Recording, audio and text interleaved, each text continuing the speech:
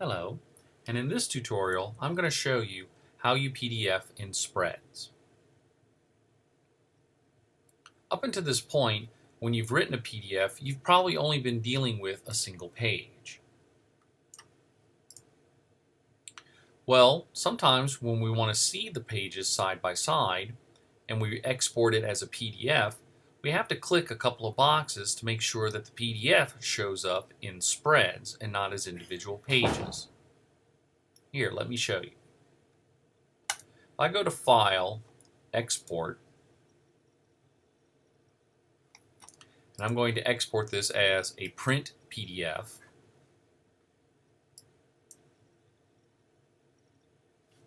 this dialog box will show up.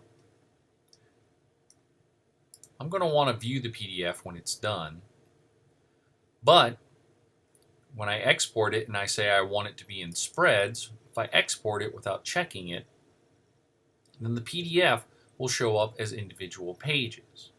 And you may not want this because sometimes as designers and as art directors and even with clients, we want to see the pages side by side. So you'll notice that it doesn't show up side by side. Now in Acrobat, of course, I am experienced enough that I can change the page display to two-page view and that'll put it side by side. But a client who may not be experienced with Acrobat may not know how to do that.